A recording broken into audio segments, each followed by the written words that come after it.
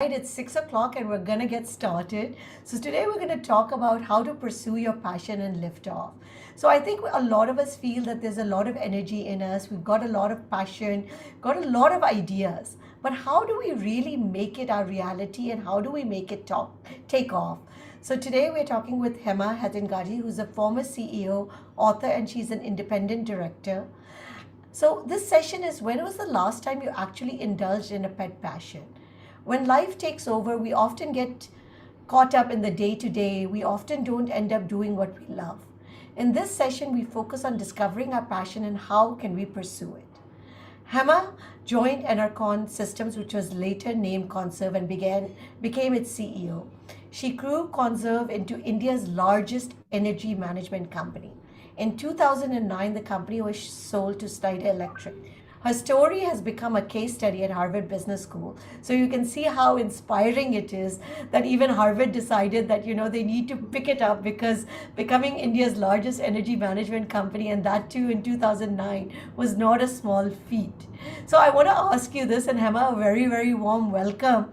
But my first question, what was so different that Harvard made a case study out of your story? Yeah, Sukirti. First of all, thanks for having me here. I'm really excited to be with your audience today because I had a look at some of the shows on your website and I was just blown away, not only by the quality of speakers that you invite, Sukirti, but also the trouble that you take to curate a lot of this stuff and the enthusiastic response from participants. So I've really got very high expectations that you and Guys, I, yeah. that's all on you now. No, I guess it's up to me also to make sure that the chatter remains high. So, coming to your question, oh hi, Mr. Jain, good to see you. You are the reason I'm here today. I'm so glad you joined. Sukirti, you asked me about how we got to become a case study at Harvard when we were of a relatively small size, right? So I have to give you a little bit of background before I answer that. Many years before we became a case study, I had gone for a very short program to Harvard. It was called Leading Change and Organizational Renewal, LCORE for short. And I was sitting there and watching everything that was going on, wondering how is it really going to be of use to me. But when I came back and I reflected on the learnings, I found that there was so much that I could employ. In fact, that's the reason my chairman had sent me, because he obviously felt I needed those inputs. So when I came back and I started cascading the learning among my colleagues and in the business, I actually was able to see a discernible difference in the culture, in the business. There was a transformation. So Sukirti, you know what I did? I went and documented whatever changes I saw. And with a real gush of appreciation, I wrote to my two professors. I said, Professor Tushman and Riley, here is what you taught me. आपने हमको सिखाया, हमने किया, और ये देखिए इसका नतीजा. This is the result. And they were so blown away because looks like not too many people, finish the course, go back and actually write Actually that. implement, because we listen to a lot of stuff, but Yeah. we don't implement it. So one is the implementation. I'm sure some things are implemented, but maybe the botheration of documenting and writing back really blew them away. So they asked my permission, can we convert your letter into a caselet, and can we put it on our website to market the short program? I said, of course, why not? I'll also get a little bit of publicity for the company. I agreed. Now comes the real story. Many years later, in 2008, I was sent by the board for a longer program to Harvard called the AMP. It's the Advanced Management Program, and that was for 9 weeks. So at the end of the 9 weeks, I'm just going to stop you here, Hema. And this was when you were already the CEO, they sent you for this training yes, program. Because that's right. people need to see how much investment in continuous learning there is. Absolutely. Thank you for picking up on that, because for a company of our size, Sukirti, it was very unusual. And I can tell you, in those days, I still remember it was 8,000 US dollars. Okay, forget about the conversion rates now. But even in absolute terms, it was a significant investment for 5 days. Thanks for flagging that, because I think more and more companies need to realize that CEOs really get invigorated and refreshed, and you also get to know how small you really are in the scheme of things. नहीं तो यहाँ बैठे, you are the Raja of all things. So just to come back to this story, I finished that program and I found that one of the lecturers who had taught me in that short program earlier had taught me organizational effectiveness in the longer program. So I sat down with him and I said, Mr. Tushman, you have taught me so much. Our company has grown even more. So he said, tell me about it. When I finished, do you know, he had his hands on his head, and he's telling me, Hema, you are ticking off 6 check boxes for my case studies. I said, wow. And what are those 6 check boxes? So he said, one, you are a woman CEO. Two, of a family business. Three, that has got venture capital. And in those days, venture capital investment was just coming in, not like aaj unicorn hai, kal unicorn hai. Now, today we are floating in unicorns. Then next, we were in the business of energy efficiency, and green was really irresistible, very sexy at the time. Next, that we were in India, which was Asia's fastest growing economy at the time. And I think the icing on the cake, Sukirti, was that we had a zero tolerance policy to bribery and corruption. And I think the combination of all these things at the end of it is asking me, would you permit me to do a case on you? And I said, what are you saying, man? When do you want to send somebody? So that's the story, Sukirti. That's how we became a case study at Harvard. Well, congratulations on that. So I'm going to lead into my next question, and Yeah. you've already kind of stumbled on it. Most common misperception, and especially when we are talking about the time that you became the CEO, it was a family business and you were selected. Yeah. What did you face as a woman and a leader, even though it was a family business? Did you face any reluctance? Oh, lot. So much that in my book, I've actually described situations where I, ran away from a customer site almost in tears, because I think, the misconception or the attitude was that there were sneers on faces, in voices, and people would say it in so many words, okay? I think let me begin with the first few reactions I got in the early years. First question was, you are non-male. You are non-engineer, because I was a BCom and an MBA in marketing, and yet you have come here. You're so presumptuous. You have come here to sell to us. We are the CEOs, or we are the maintenance heads, or the VP maintenance of companies that are in the technical field. आप कैसे आ गए हो? आपके family में जो हैं engineers and the men, where are they? So, it was like a slap on the face. But you will see my personality. I think it will come through when I tell you my story. But somehow this kind of just made me dig my heels in. So I think the subtext of all this, which really hurt, was like, it's like, guilty until proven innocent. You are assumed to be a failure until you prove yourself. Also, in your case, a lot of people would have thought that because it's a family business, it was handed over to you. Kind of, but the only change was by then, Sukirti, we had got venture capital and our ownership of the family. And that's why I wanted you to clarify that. Yeah. Ownership had come down from 100% to 25%. Good question. So we were in the throes of trying to professionalize a very feudal business which was loss making. But that's a story for a little later. So, Sukirti, would you mind if I asked our listeners what kind of misconceptions you heard me sharing my story? I would love to listen from some of you or a lot of you. What are some of the things that you have faced, whatever be the field? You might be running a non-profit, you might be an entrepreneur, you might be working somewhere. Can you just put in some of the misconceptions you have faced in the chat box?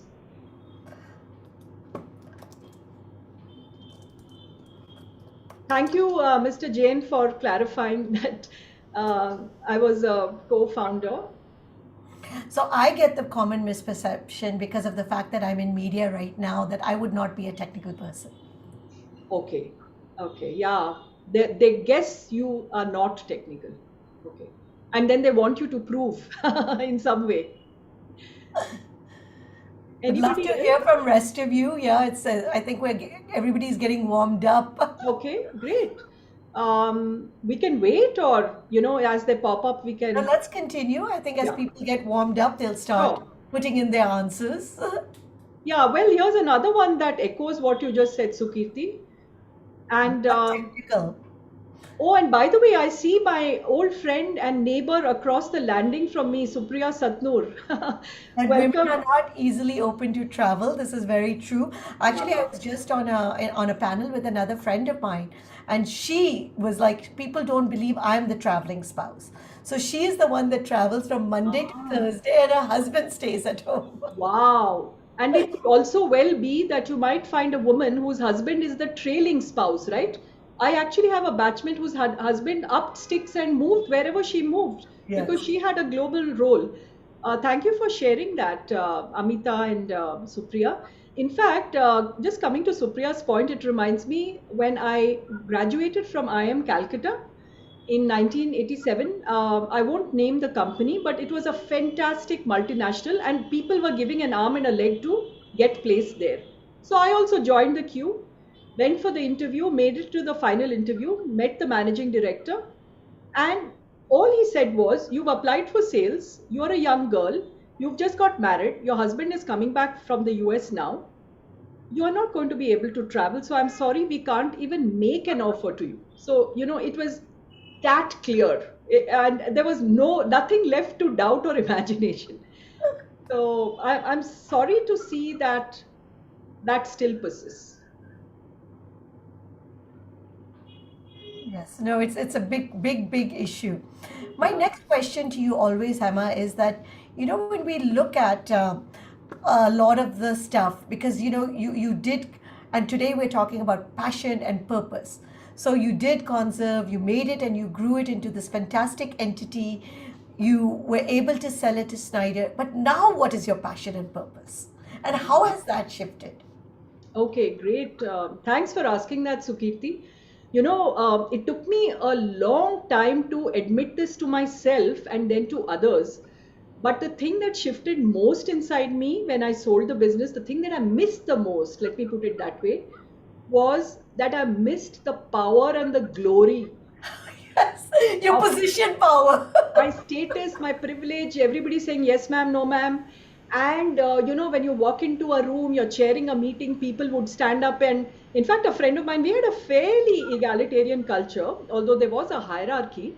And good friend of mine, she had joined me as the head of marketing, and she said, once we invited the children of our employees to come and look at the meeting and tell us how we were behaving.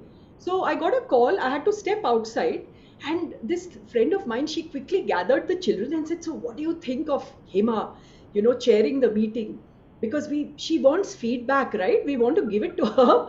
So this kid says, "You all remind me of a school, and Hema is like the headmistress. When she comes in, you all shut up. The moment she goes out, there's such a buzz." So actually, I missed that. But now that the business is sold and I've had a chance to do a lot of centering, lots of things have changed in my environment. I've grown older, much more gray in the hair, etc. I've discovered, Sukirti, that doing what I'm doing now, which is talking to a bunch of wonderful people and women, is what I like to do. And actually, my purpose now is that with whatever time I have left on earth, I want to be able to inspire as many people as I can. If I can make it women and youth, well and good. And if I can inspire men, why not? So my last question before I turn it over to you and we get into the passion and how to do, tell us a little bit about your book because Liftoff. So what happened was you must actually listen to the background of how it came to be written, because after all, I'm not a writer. And many years ago, when I was running the business, my chairman, Mr. Thomas, said to me, he said, your story is so unusual, bahut hi, and you became CEO, etc. And you turned it around, you made it big, etc. Why don't you write your story? He said, it's too good to remain silent. Those were his words. So at breakfast, I was just sharing with the family that this is what my chairman said. I'm just thinking about it. So my son, he was about 8 or 9 at the time.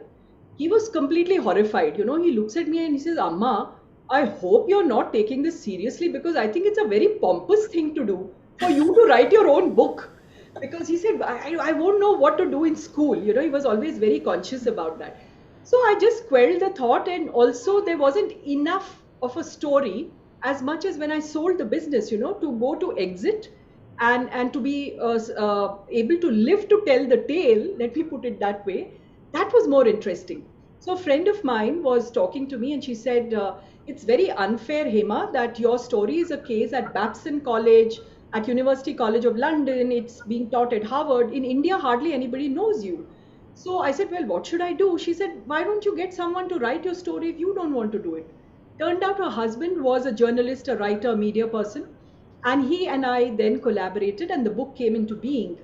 But I must tell you that in the process of writing that book, Sukirti, I discovered that it was far easier to transform a loss making business there for 15 years or 12 years to run it than to sit down all by myself and to produce this book, because it could get quite lonely. You keep going back in time, you're reliving certain painful experiences, and then you've got to be honest, right? When you write, you can't fabricate stuff or dress it up. So it can be a brutal process, but at the end of it, absolutely rewarding. Fantastic. Now I'm going to turn it over to you and find out, was this your passion and how do we continuously live our passion? Okay, great. Thank you. And I just wanted to invite everybody to, I do have a deck and I'm planning to take you through it, but please put your questions in the chat box as we go along, and I'd be really more than happy to just stop and take your questions. Okay. So, we're going to talk about how we can discover and then pursue our passions and lift off. In fact, my book is now in Kannada, and the title in Kannada reads From the Nest to the Sky. And I thought that's such a wonderful way of, paraphrasing some of the trajectories that we all aspire for. And here's hoping that all of you can achieve that. When I summarize my life story, I like to use this quote from an American comedian called Milton Berle, who said, when opportunity doesn't knock, build a door. And, when I look back at my life, I just feel that either by chance or by design, I seem to have built a series of doors so that opportunity got a chance to knock. So, what am I talking about? I'll just give you a little bit of background so we are on the same page about my childhood and so on. So, I was born in Delhi, family of 4 girls as the youngest. And in spite of the fact that my dad was in the central government, where salaries were very, they were not unlimited. It was very defined and very finite. Our parents sent us to the best school in Delhi, and English medium convent, Carmel Convent, Malcha Marg, in fact. So it was one of the best things that could have happened to us, and all of us are eternally grateful for that. But when, since we were 4 girls, by the time I got to age 13 in the 7th grade, my father retired, and we decided to move down to a slightly more inexpensive place, and that turned out to be a pensioner's paradise, as it was called. This was Dharwad, which was in Karnataka. It was a university town, beautiful place for studies, but it was a culture shock. So I think there was a certain element of resilience that got built when we had to face this sudden departure of all our norms, clothing, friendships, family friends, kind of school, medium of, not medium of instruction, but the language in which you communicated, Hindi to Kannada and so on. And, but the good thing for me was that around this time, I discovered that it was a joy to be in a state syllabus and not the very unforgiving central syllabus that we had in Delhi at the time. And so I was able to sail through, academically I did very well. Got into commerce. So I had this passion. I wanted to do English literature. But for some reason, I think it was the wisdom of an uncle who said, everybody is doing BA, don't do it because a lot of your friends are doing it. Today, commerce is, the new thing to do. So why don't you do your PUC and your graduation in commerce? So I went into that path. And I lost my dad at the age of 20. Soon after that, 1 month after I graduated, actually, I was married to Ashok, who was the son of a family friend. We had grown up together in Delhi. And in that moment, I actually entered into the family that set up the business of which I became the CEO, that was Conzerv. Are you hearing some kind of hum? Some kind of, yeah, background noise. Oh, it's better. I think it might be coming from the computer. Okay. But I want to ask a question before you start. Yeah. Now, Yeah. you had not done your, you had not gone to IIM Calcutta by then when you were married, or was it No, after? yeah. Actually, that's thanks for bringing Because that I up. want to bring that up that you actually got the degree. Sorry. Yeah. Yeah, yeah. No, I think this is something that I would love to share with the audience because it was a very unusual thing and I feel very grateful and privileged that it happened. So when I got married, my husband, we were very young. I was 21, Ashok was 22, and he had just finished his BE in electrical engineering. And obviously, his parents thought that he should qualify with his master's because there was this whole plan that the family has to set up a business. So he had applied while I was going through this process of graduation and all that. He had applied for his master's in the US. And by the time I came to get married, he had got his admission. And the understanding was that now that I was married, I would also apply in the same University of Texas at Austin for my MBA, and I could also go and join him, right? But what happened was, and you know how consulates can be, immigration, the waves are up and down. Ashok went, started. I got admission, went for my visa in my married name, and the guy sitting there said, "No, you can't go because your husband is there, so you stay on here." And so my parents-in-law were so wonderful. They said, "Why don't you just stay back and do your MBA here? Because after all, we are setting up a business in India. What will you do? I mean, if you could have gone, it's great. You would have been with Ashok. But if you do your MBA here, you will be able to understand the frameworks that apply in India for a business. You'll understand, all the statutory things, the legal things, and the realities of business in India." Turned out to be the best thing that could have happened. So I actually went to IIM Calcutta. Thank God, huh? I passed the CAT because that's not an easy thing. But I was lucky enough. I count it a real gamble. And finished my MBA. And so that was the point that Sukirti was, I think, trying to make, that at the time that I got married, I was a graduate and I was allowed to do my MBA in IIM. And that's what helped put me in a really good position later on when I got a chance to become the managing director. So my first love, Sukirti, was advertising. So when I came back from Calcutta, I joined one little advertising agency in Bangalore. Thoroughly loved it, because I loved everything about advertising, creativity, client service, and all that. But then the family business was growing, so I was asked to join, and I started with very odd jobs, right? No entitlement. Remember you asking me whether customers felt that I'm part of the family, so maybe I've got this position. On the other hand, I was put through the paces, which was another fantastic thing. I've done payroll for the shop floor.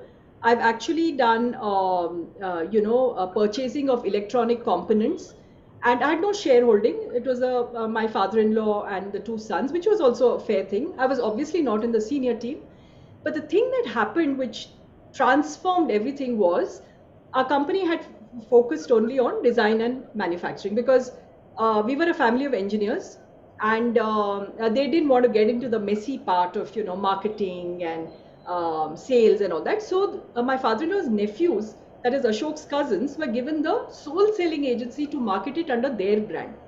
After a little while, these cousins came and started saying, we are very big in real estate. Now we want to grow this side of the business. By the way, our product, which I haven't mentioned so far, was digital voltage stabilizers and digital energy meters so that people could actually conserve energy. That was my father-in-law's vision. So the nephews came and said, "We are going to acquire you. You merge with us, and then we'll become one big, jolly family and a big company, and you can all have jobs in the company."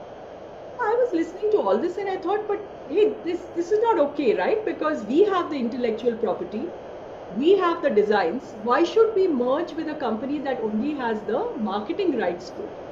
So I became the villain of the piece. I said no, I put my foot down, and the agents got really angry. They walked away, terminated the contract, and actually became our competitors. But luckily for us, around the same time, we were discovered by T. Thomas, who was the former chairman of Hindustan Lever, and he invested in the company, believed in the integrity of the family. By the way, I wanted to mention this because today we live in a world where we have, some promoters who have defrauded banks on a large scale, fled the country, done all kinds of things, right? But our family was such, and I'm so glad that the principles of my father-in-law and the family were so wonderful. We had huge loans at the bank because we put up this big factory thinking that we would have a huge marketing outlay in the years to come. So we had loans of working capital, we had a term loan, we were paying all our employees' wages. But as a family, we had not taken home salaries, for 6 months. So imagine the situation. Our ownership had also gone down. No, I'm sorry, at that time the ownership was 100%, but that's when the venture capitalists came in, and to fund the losses, they kept investing. And as they invested, the family ownership came down from 100 to 25%. So there was a lot of loss of morale in the family. And after some time, when my father-in-law started, getting a little older and feeling the pressure of running the operations, he said, I'm going to step down and become an advisor, and I'm going to make my son Ashok the managing director. So Ashok Bichara was made the MD, and he was miserable because he said, I'm a designer, I want to design. But as a CEO, what happens? You have to deal with all kinds of things, right? Everything that is non design. That was a year when I was at home with my newborn. We had taken our time over our first child. So it was very precious for me to be with him, a stay at home mom for the first time, and all that. And Ashok would come home every day and bring all kinds of, problems to the dinner table. Aaj ye hua, वो excise वाले आए थे, labour tax वाला labour inspector आया था, etcetera. And I would tell him, तुमने ऐसा नहीं क्यों नहीं किया, you should have done this, you should have done that. After a year, he said, Hema, I think we both are doing the wrong thing. You shouldn't be staying at home anymore, and I don't want to be the MD anymore, and the company's designs are suffering.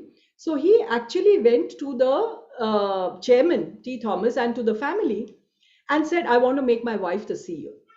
Heart stopping moment. Okay, how many people would do that? So he says, so Mr. Thomas said, look, I always felt that was the right thing to do, but I'm not going to be the one to say it. Why do you think she should be the CEO? So Ashok said, she's sold products when our agents dumped us. She's learned electrical engineering from the first year textbook of the BE students, BL Teraja. And she's actually stood up to a lot of customers, and besides, every day when I go home, she seems to have a solution. So why don't you make her the CEO? So that's how it happened, and that is how my real adventure in Conzerv began. And I want to share this, the 6-word instruction, the mandate that I got from T Thomas was this: make the company profitable, make it professional. And with that, like, I was on my own and I had to transform the business. So that's how it all started. I would love to stop at this point before I jump into the main, the agenda for today. Uh, would you like to ask any questions or share any reflections about my journey so far? I am going to have a lot of questions for you as I go along. But anything that you want to put in the chat box right now, I'd be more than happy. Or have we got any questions there already, Sukirti? Yeah, so Mudit is asking, his question is, what are the differences in thinking between men and women? Namely, you, your husband, and your father-in-law in running the business. Oh, nice one. Lovely question. So, the design thinking that came with being engineers, the big picture, the visionary thinking that my father in law had, energy conservation at a time when people were being paid to come forth and buy more power from the state electricity boards. That was the kind of vision. So the thinking, I think it was not so much to do with the gender, Mudit, but more to do with their background and their deep passion. We're talking about passion, their deep passion for engineering, design, innovation, and science. But if we are to bring gender into this frame, I would say that I was somehow able to balance or juggle a lot of balls in my head. I hate to use that much used word multitasking, but I was forced to do that as a young mom, as a daughter-in-law who has come into a business family. So many things to think about: diplomacy, being politically correct, what to do if you don't know how to be politically correct, all of those things. So the thinking was more to do with our backgrounds. But I think, like I said, when the gender part came in, I felt that being practical, being pragmatic, being resourceful were some of the things I think helped to sort of differentiate in the way we viewed the business. But And lovely question. I also want to ask the passion part. I mean, it was very clear that your husband's passion was in design, Yeah. not in running the company. And he understood that so much so that he was willing to say, I don't want to be CEO. That's a Correct. very, very hard thing for anybody because we all like the power also of being at the Yeah. top. Yeah. So I think it had to do a lot, Sukirti, with the way Ashok is as a person, as a human being, and as a leader. He's very secure in himself and didn't look for external validation. Uh, I remember some of the pointers I was watching Yoshita's talk that was on your show a bit ago about ways of removing self-doubt, and she kept talking about all the things that we are subjected to as children. What are the things that you were praised for and blamed for, etc., and how sometimes we start looking for validation externally. So the definition of Ashok is that he does not need any external validation. And when a person is that secure and his passion for design was so much, that combination made him feel that this was really the ideal situation. However, having said that, I can't think of too many men who, even if they were missing design and wanted to go back to it, they may have thought 100 times, ki, how do I report to my wife? What will my friends say when I'm at the bar with them? So it was an exceptional thing that Ashok did. You're right. Ahead. Are there any other questions? I think Mudit is also asking, Hema, you gave Ashok the confidence and Ashok reposed his trust in you, a perfect combo, even in a marriage apart from the business. Yes. Yeah, thank you. And much later, when we were doing very well, our compounded annual growth rate was 25% in sales and profits and all that. And we were all, collars up and patting ourselves on the back. So I remember Mr. Thomas telling us, remember that one of the reasons you guys are doing well is that each is doing what you're fit for. If you ever decide to switch roles, the company will be a disaster. So I think, hidden in his levity was this understanding of people, right? That you have to know what you're good at doing. You have to keep doing it in a consistent way and not think that just because you've done well at this, you should try your hand at something where you might not be good at all.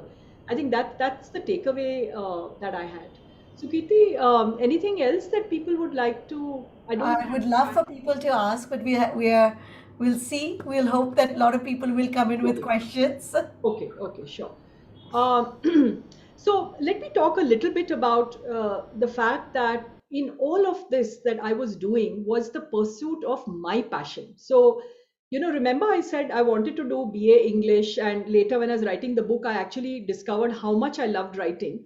But when I chose BCom over BA and went into the world of finance and commerce and business management, I had already started dreaming of running a business. Don't ask me where that came from because in our family, like I said, they were all people who worked in the government in the older generation.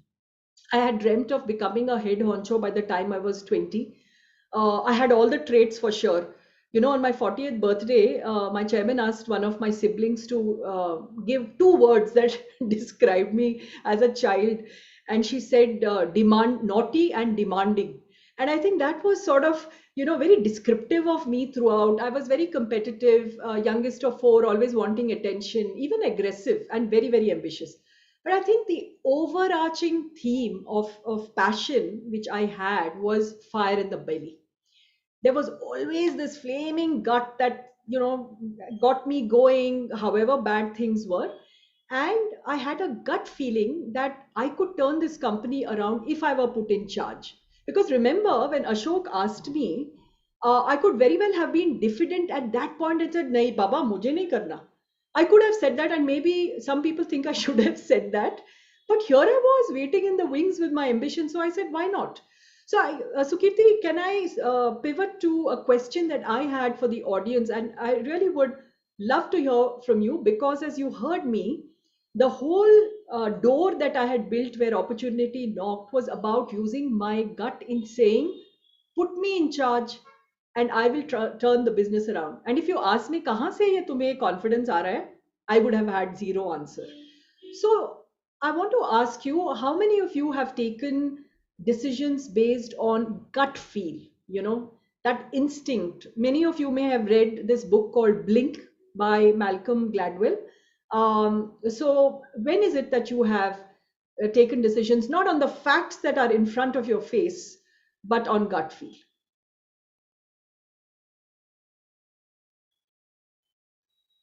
Akansha says gut feeling, yes, mostly. Amita says I do. Aparna says many times.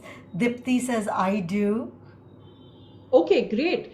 So I wanted some of you to share, when you say you do that, uh, I would love to hear the context within which you've done it and what the consequences have been. Have you come out of it looking back and saying, I'm so glad I did that?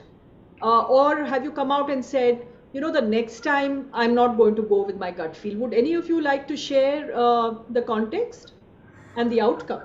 Muddit says gut feel is everything. George says my dreams are based on gut, but the strategy is based on facts. Lovely. Well put. Very nice. Well, I think I based my decisions like moving to India. You know, I mean, people would have said I was working in Austin, living a great life. You know, people would say, why would you want to go that to a new country Yeah. Yeah. and then start a new business? Absolutely. But So you did yes, that because you felt I in. felt it in my gut that I wanted to be an entrepreneur once more, you know, and it Wow. felt like a challenge and it felt exciting. Brilliant. And obviously that's panned out for you. Yes, it's been very, very good. I Yeah. would love to hear from any of you. If you also want to tell us, we can also unmute you. Yeah, I'd love to hear. Amita says, I've just started my own business, which was not in my mind, but 2 days of gut feeling and I'm on. Aparna says, I had a job offer where the role was exciting and tempting, but offered a lesser pay. I jumped at it knowing where the trade off. No regrets. Wow. Brilliant. Happy to hear that. Anybody here from the non-profit world or a social enterprise?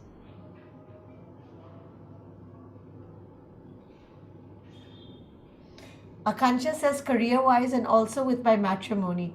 So I was with this firm in a comfortable position, but then I switched to another firm taking a lower pay because I was confident of a promotion. So did I, and it turned out to be successful. Wow.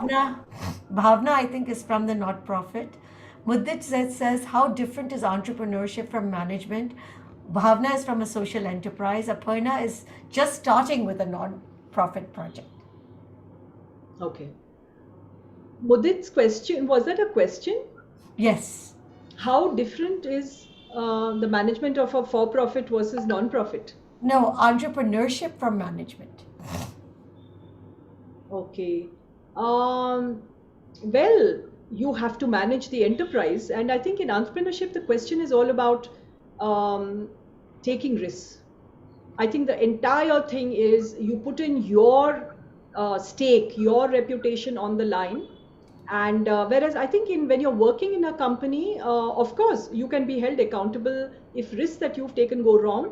But it was like in my father-in-law's case, right? He had started this business with his retirement funds, everything that he had worked for. And the whole family had taken a gamble that this enterprise would work. So that's, I think, one of the key defining differences between the two would be the appetite and the ability and the willingness. Willingness is also an important one, the willingness to take risk. Bhavna So, says is saying, yeah, she's working day and night to scale it. Aparna, this decision is based on instinct. wow. Well, Godspeed to you. And looks like from the answers that we have got, a lot of us do stuff based on instinct and it does pan out. And then we have a way of the feedback loop, that instinct, the consequence gets into our memories. And then the next time we are faced with a similar or identical situation, we rely on this memory and then we say we are doing it out of instinct. I just want to bring one thing in context here. I recently taught a course on ethical reasoning, and that's the one place where, when you're faced with a moral dilemma, you don't want to take a decision based on gut feel and instinct. That's the thing I learned from a framework that I was taught. Maybe we can, someday do a session on that, Sukirti, because the framework was fantastic because it taught me that in a moral dilemma situation, you have to be able to apply reasoning and you have to move from instinct to reasoning in a very methodical way. There's a three-step plan. I can see two people have raised their hand. What is the question? Yes, I think they would like to share. Go ahead, Aparna and Yeah. Rashmi. Sorry, Go that ahead. was by mistake. I didn't realize my hand Okay, was raised. Okay. no Me. problem. So, Go ahead, Rashmi.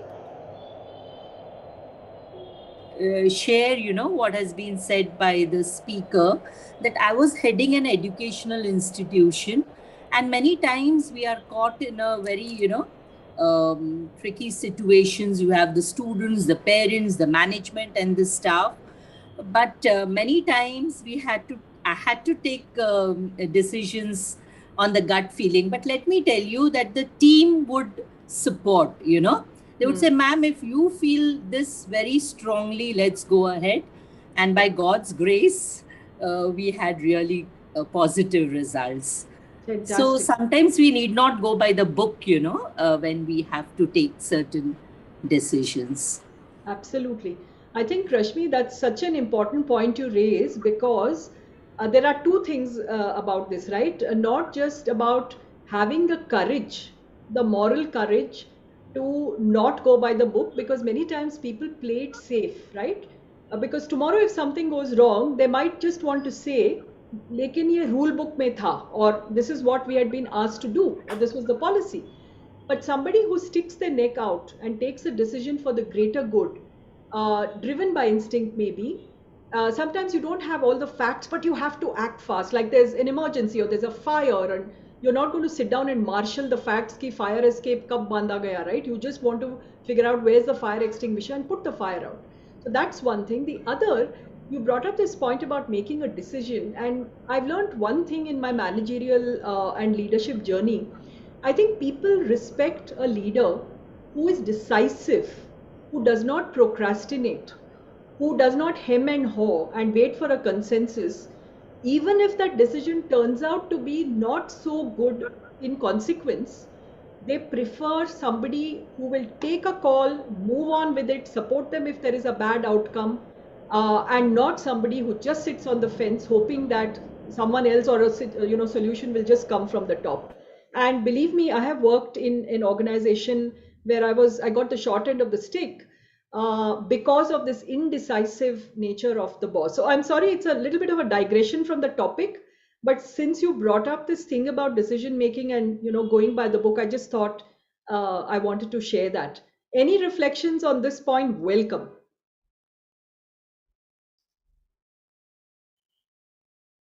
Want to know about the three-step process. Okay. So,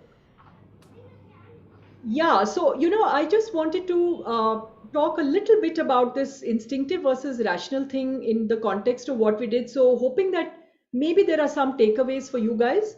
In people management, whether it was hiring people or whether we had to let people go, backing a new design, entering a new geography. For example, Sukirti talked about a decision, such a major move, uprooting herself and coming into a new country. Growing giants, we believed in making sure that we grew people to be better than we are, building a culture that met the three needs that people come with to a workplace, which is of earning, learning, and yearning. This was made very famous by Hema Ravichandar, the HR director of Infosys at one time. And even the decision to exit, right? So these were the things that I took on an instinctive basis, and then of course found ways of rationalizing it so that I could explain it to everybody else. So now let's come to the main topic, which is pursuing your passion. But before I do that, I want to ask this question of all of you. To have a passion and to pursue it, I think the first thing that you have to ask yourself is, would you describe yourself as a passionate person, right? And this is my definition, and I would love to hear yours. I would say, I would ask, do you or did you, when I'm using the past tense, because, like I've said in that little note about the talk today, life happens, right? We grow, our family grows, we push deep down the thing that matters most to us or mattered most to us when we were a child. So, did you have a fire in your belly? Do you or did you feel passionately about things? Did you hold strong views? Do you hold strong views? Do you voice them? And are you willing to speak up and stand up for what you believe in and what you want? The reason I framed these questions as I was thinking through today's talk is because looking back, I found that these were the three elements that really helped me to pursue the passion, whether it was of heading a business or some of the other things I've done post exit, which is coaching, mentoring, writing, and all that. These are the three things that still matter. So I want to ask of you, what do you think is the definition of a passionate person? And I would love for a very wide spectrum of people to answer, so we get, answers from all kinds of worlds. Sanjana is asking, is passion the same as ambition? I guess a passion can arise out of ambition, but I wouldn't say that the two are completely the same. I would, ambition fuels or fires up passion as it did in my case. I'd love to hear what, Sukirti, somebody who's been around, been there, done that. What do you think? What is your view? Muddat says a passionate person has emotional content in thinking. Wow, nice. Yeah, that's so true. It's not just a rational decision making process, all the stuff that we've been talking about. Bhavna says passion is something which keeps you going through everything in life. Amita says passion is our determination to excel. Absolutely. And any additions to the characteristics that I talked about? I think being ambitious is a very important thing which I probably have missed out. But thank you for raising that point, because if you're not ambitious and don't want to do something, it's going to be very difficult to retain that or sustain that passion. So here is another question which I had actually put in the mailer. When life happens to us, we tend to push down the stuff that matters, right? We deal with the here and now, we deal with today's problems, we deal with what has become urgent and not what is important. So, when was the last time you guys connected with your passion? What kind of time frames are we talking about? And when I say passion, obviously, I'm talking about something that is outside the workspace. If you're lucky enough that work is your passion, that's great, right? Then you're doing it all the time. But when was the last time you connected with your passion?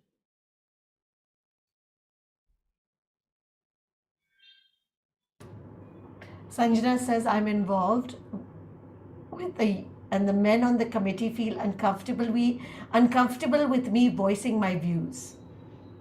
Okay. So when I ask that question, do you speak up and stand up? This is what you feel. What do you do about that situation? Sanjana, is it? Yes. Can we unmute her so that, or is it? Yeah. There are a lot of people raising their hands. So Okay, we're going to start unmuting. okay. Let me first find Sanjana and then.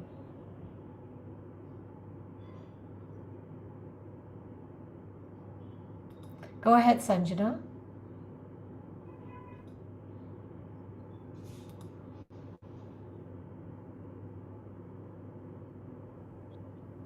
Go ahead, Sanjana.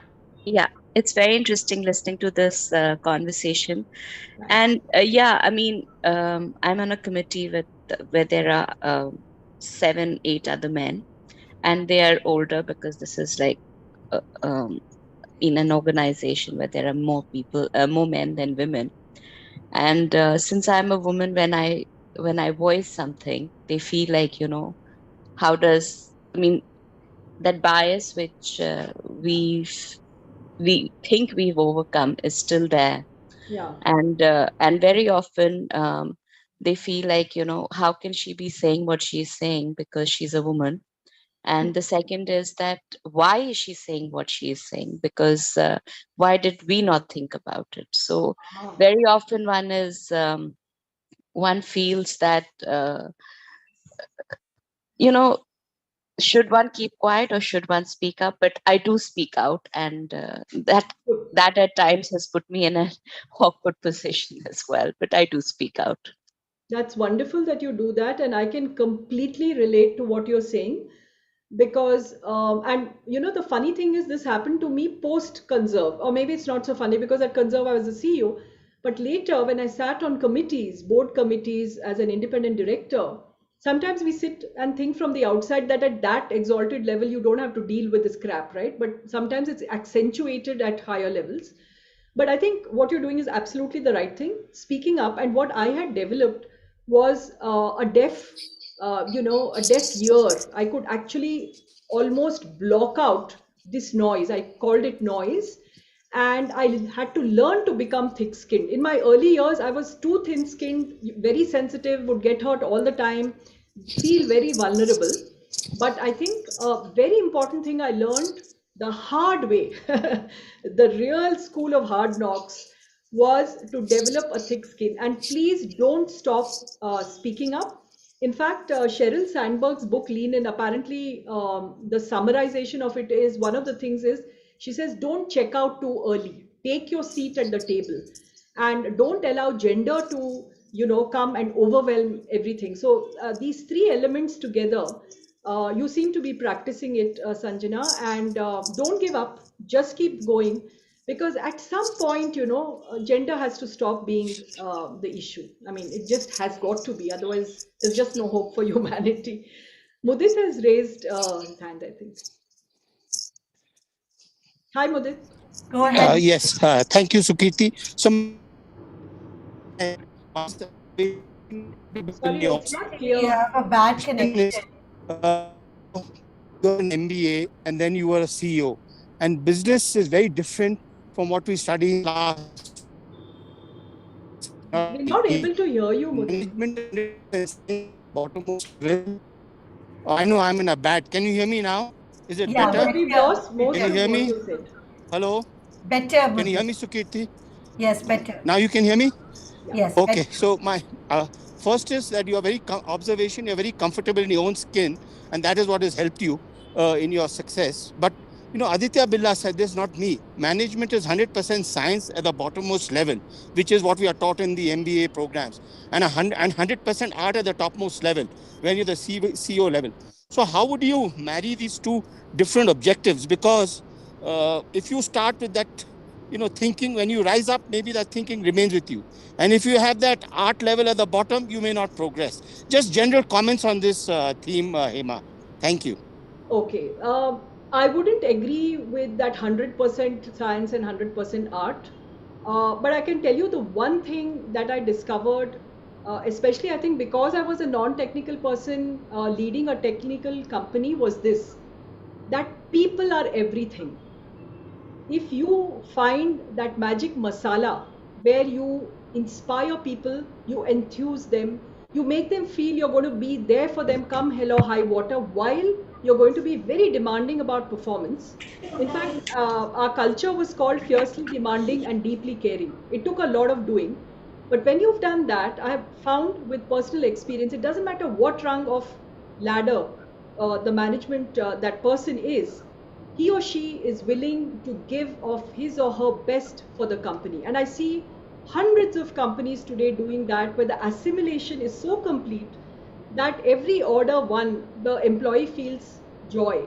Every order lost or something bad happens to the company, the employee feels that pain. How does that happen? It's not an art or a science. It is the culture that the company has built where you make people feel they're part of a large family, there is a safety net, but at the same time, there is no slacking off. You will be held accountable. And you use some very interesting words. You are comfortable in your own skin. I think those are beautiful words. And I believe that a company where the culture allows you to be who you are without fear or favor, that culture really gets the best results with it.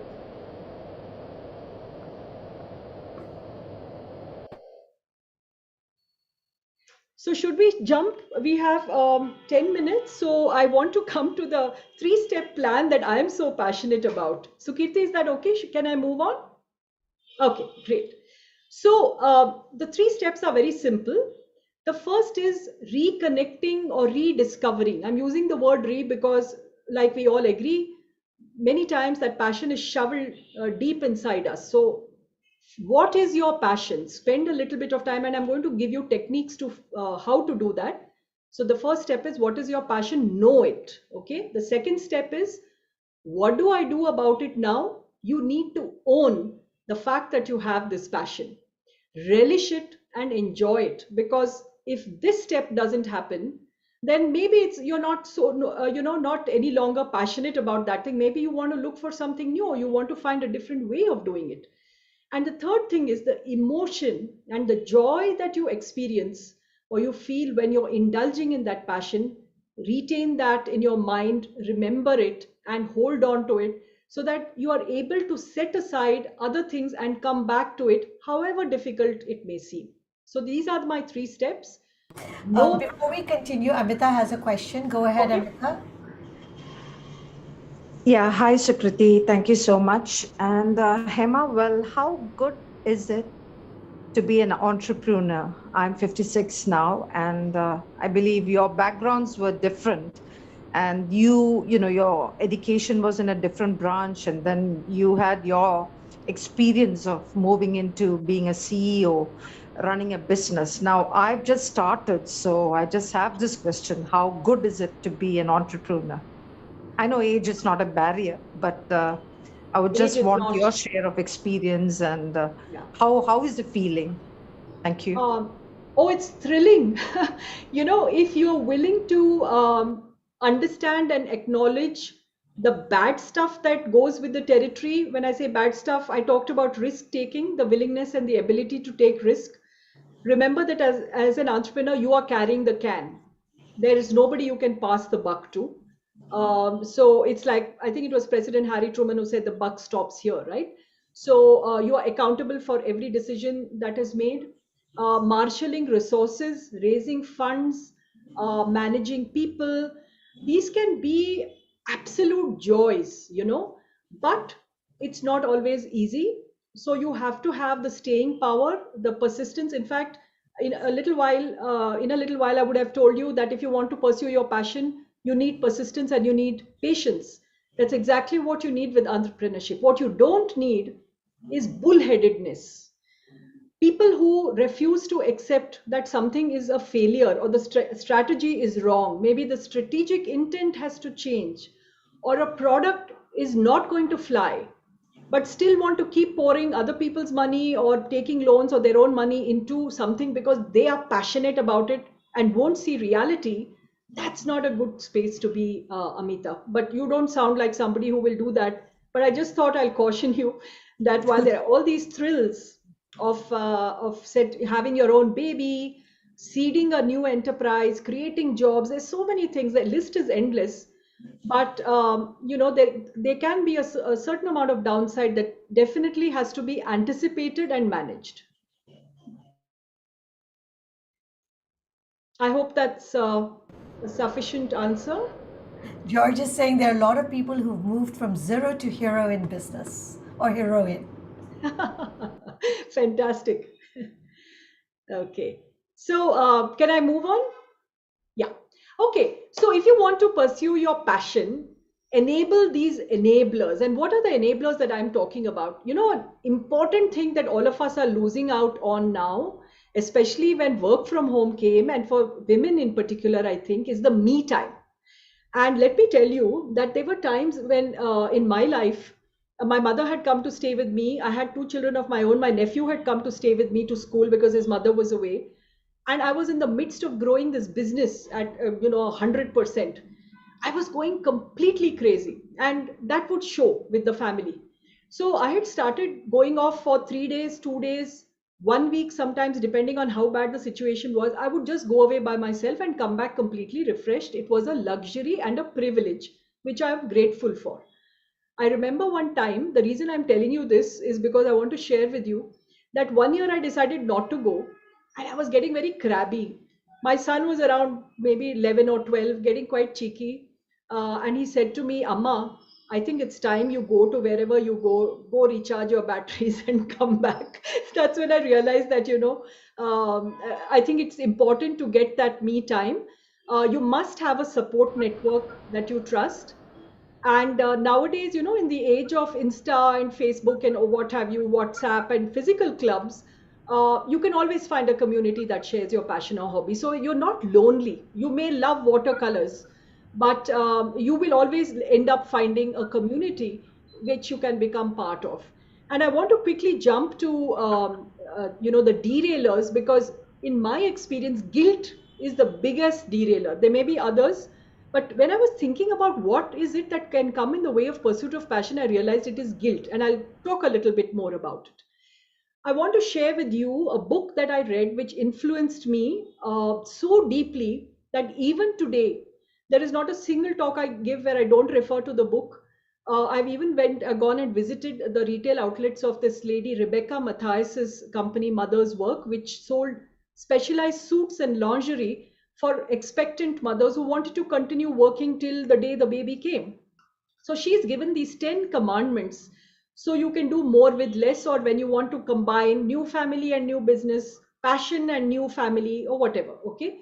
So let me quickly go through these. And if you want to add your commandments, please do so. The first one is, remember you're doing this. When I say this, I mean it could be your business, it could be your passion, because you want to, right? You are not superwoman. Don't try to do more than is humanly possible on earth. 3, do not deal in guilt. Remember that symbol I showed you? I think we should put it up on our walls everywhere with that forbidden sign. She calls it a useless and a harmful emotion. And I can't tell you how true that is. So she actually talked about this in the context of when you're running a business or you're taking some time off for yourself, you feel that guilty. I could have been with the family, right? But be honest and open with your children. And if they realize that you indulging in your passion is making you a better, happier person when you are with the family, they're going to love you for it. All you need to tell them is, here are the guidelines or the boundaries. On every Sunday afternoon, I want to do Bharatnatyam dance. And I don't want anybody messing around with that time, because that's my me time. And if you do that, handle that bit, you won't have to deal with guilt, which is a very, very all consuming emotion. Get help in whatever way you can. In my book, I have a whole half chapter on my chairman telling me, do you want to be a cook or a CEO? Because I just wouldn't stop cooking. And she talks about leveraging your time. No fluff stuff like, insisting on being present at every PTA meeting or every bake sale that happens in the child school. Maybe you can't do it. It's okay. Figure out what stuff is really important to you and the family, and just make a list of those and try and stick to that. Organize your life. Nowadays we have enough gadgets and more to help us do that. Take care of your marriage. If you are married and want to stay married, there are certain things you would need to do to make sure that your partner is a part of this whole thing of you pursuing your passion, or you being an entrepreneur, or you running your NGO. Lower your housekeeping standards. Took me a long time to learn this, because I had a schedule. Monday cobwebs nikalna hai, Tuesday ko ye karna hai. It took me a long time to live with some cobwebs in some corners of my house, but I realized that those are smaller casualties. Be kind to yourself. There's been a whole session on Sukirti's show. I would urge you to look at Yoshita's talk where she talks about self-love and affirmations. I found that really useful even to myself, and with this journey that I've had, I could learn a lot. And finally, Rebecca says, life is short, enjoy yourself. So how in this world of distractions do we pursue the passions? Nowadays we have technology that promises you groceries in 10 minutes and food in 5 minutes. I don't know why we would ever need that kind of speed, but that's the way it is. But the more technology we have, the more we have lost our weekends, the more we are able to get away, the less we are able to get away from our bosses and junk mail, etc. And even our parents can find us wherever we are in the world at any time of the day or night. So we've almost become like ER physicians on call. We need to heal ourselves, find the time to pursue our passions, but we are unable to do that to find a prescription because there's so much clutter in our mind and on our desk. So here is my book recommendation for you. It's a very slim book. It's probably not more than 40 pages, but it's a book called The Art of Stillness by Pico Iyer, and I end up reading it at least once a month. He says these things: in an age of speed, nothing could be more invigorating than going slow. In an age of distraction, nothing can feel more luxurious than paying attention. In an age of constant movement, nothing is more urgent than sitting still. And when I let these words wash over me and I allowed myself to reflect on them, I realized I think it's extremely needed for us to remind ourselves of the wisdom as we grow older and have more and more things happening in our life. So, how do you do that? Here is a prescription from Pico. One, start by taking a few minutes out of every day. Remember my 3 step plan? I said spend a little bit of time to rediscover your passion and to relish it. How do you do that? Can you take a few minutes out of every day? Maybe first thing in the morning, last thing at night, in the afternoon, when you have a lunch break, sit quietly, do nothing, and let what moves you rise above and into your mind and your soul and your heart, rather like the churning to get butter. Take a day or two off in each season. I talked about how I went off for battery recharging. Take a long walk and allow yourself to remember what lies deeper in you, what is deeper than this present moment or the self. And finally, all of us are playing roles all the time. We have stage sets almost, we are performers. Allow all of that to disappear. Mudit used that word, be comfortable in your own skin. Sometimes we are scared of parda, fash karke dekhna, who are we really? We have to figure out who we really are in the midst of all the roles we play. Because at the end of it, Pico says, making a living and making a life sometimes point in opposite directions. I want to end, we are absolutely at 7 o'clock, 7:05 actually, with a quote from Oprah Winfrey, which says, passion is energy. Feel the power that comes from focusing on what excites you. So thanks for being such a wonderful audience. I'd love to hear from you. I don't know if we have time for questions or chats. Yeah, Supriya has a question. Go ahead, Supriya. Yeah, hi Hema. Hi. One question: do family responsibilities push, women from leadership positions in organizations? And as a senior executive, we would really like to know how you have managed this. Yeah, actually, I think that's a fantastic question. I kind of lost my work-life balance when I took that choice of becoming the CEO rather than just remaining the daughter-in-law in the family that founded the business. So there were consequences, Supriya. But by managing that with emotional bonds, reaching out,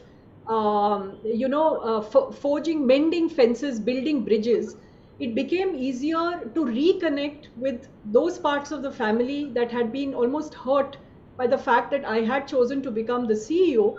So it's possible to overcome it. And if it really matters to you that you want that leadership position that you are being promoted to, that it matters to your sense of self esteem and self worth, I would say go for it. There are always ways of figuring out the rest. Because if you don't want to be 75 years old and sitting with your grandchild on your lap and saying, beta mujhe ye chance aaya tha, humne nahi kiya, because hopefully that sense of bitterness and that resentment or regret, that shouldn't be eating away at you. So if you've got your chance, go ahead and take it.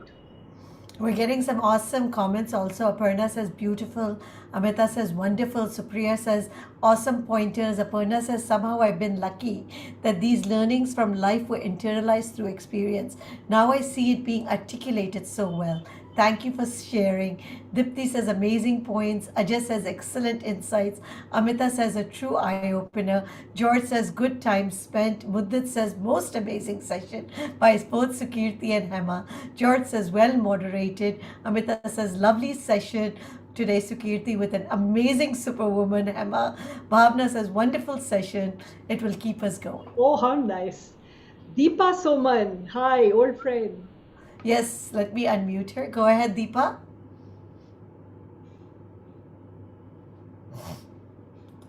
Deepa, go ahead.